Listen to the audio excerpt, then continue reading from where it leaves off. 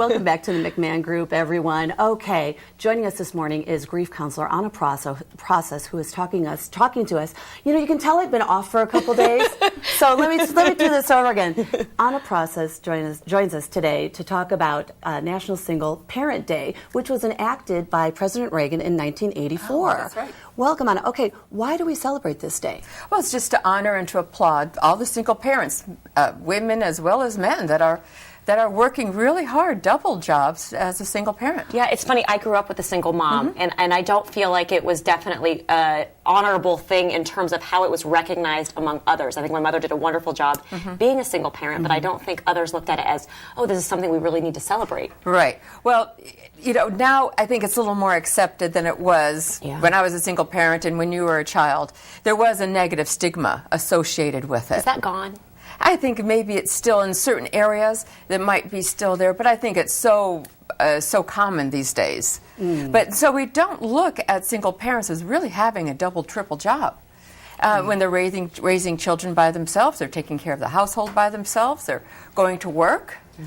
I was looking at statistics. They said that 13.7 million mothers and fathers are single parents these days. How can you relieve some of the stress to take some of the pressure off of the nurturing, but yet also being the breadwinner? Well, one of the things is what I experienced is that I didn't feel like I had enough to go around. Because I was running a business and had 2 children. There wasn't enough. But all I had to do was to switch that idea, like, yes, I do have enough to do everything. And another thing is that how did they become a single parent? Was it a divorce or was it a death? And so with either one, there is a grieving process that does associate with both of those separations. Do studies show that kids are affected differently whether their other parent died or they were divorced? I don't know about exactly the studies, but look at the different dynamics. With a death, many times it's sudden, and it's usually not an emotional separation, whereas a divorce, there might be some anger and some other emotions involved. But both situations go through a grieving period. How can the single parent get the child through that process if it is a divorce or a sudden death? What can we have to look at the age of the child. If the child is younger, they don't have the cognitive skills to know something happened. They feel it. The thing is for the primary parent is to keep the routine, be consistent, keep with discipline, bedtimes, healthy foods, because a lot of times, not saying that fast food is so bad, but it's not that great. To just drive through after you pick the child up from school, you're so tired after work, here, just eat this. And so they're not getting the proper nutrition, which creates behavioral problems. So it is a transition for the single parent and the child. Exactly. Does it always affect the child negatively? I mean, it seems that studies always say, this is a negative thing. Sometimes there is some.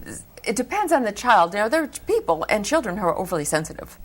And so it's important for the parent to understand one child has a different emotional needs than another child. And that's one of the challenges, too, is to separate the different parenting skills, where one child maybe needs to express their feelings, maybe needs to cuddle more, and the other child just takes off and goes about their business. And I think we all agree that co-parenting would be the best way to do it. Yes. Both parents can be involved in the child's life and do it together, yet apart.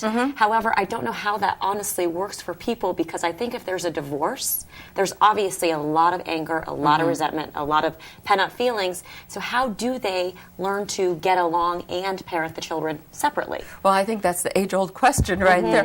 But I think with the child, it's important for the child to feel secure, the child to feel loved and safe. And I think if you have that basic foundation.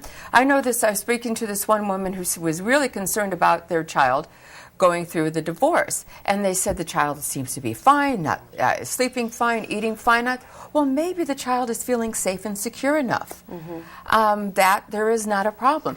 Go ahead. No, go ahead. No, I was going to say one important thing that I think that we need to look at, aside from the shame and the blame of being a single parent, look at the strengths a single parent can develop, where if they were not a single parent, they would not develop the strength and they wouldn't be forced to. Exactly. Right.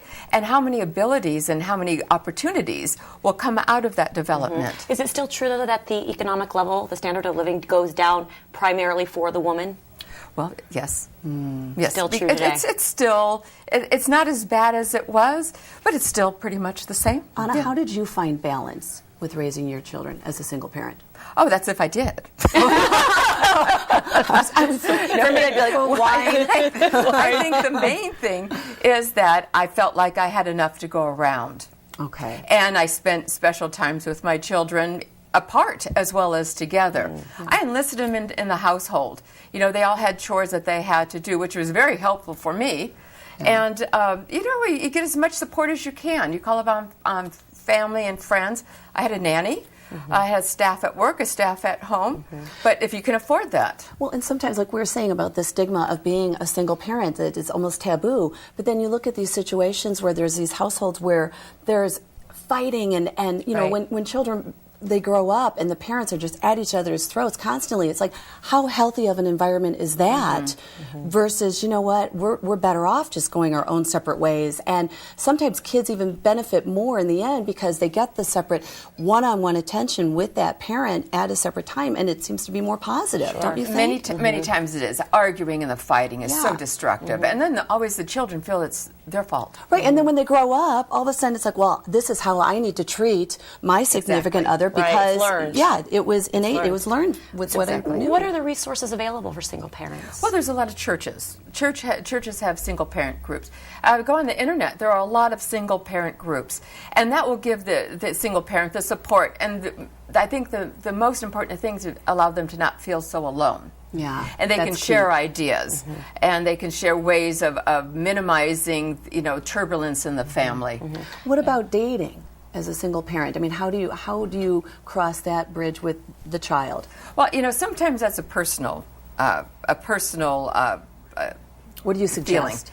Well, I know of somebody who started dating right after his wife died. And then they don't deal with their separation, their loss. It says it takes about 5 years for people to fully recover from a divorce, and Really? might be longer from a death.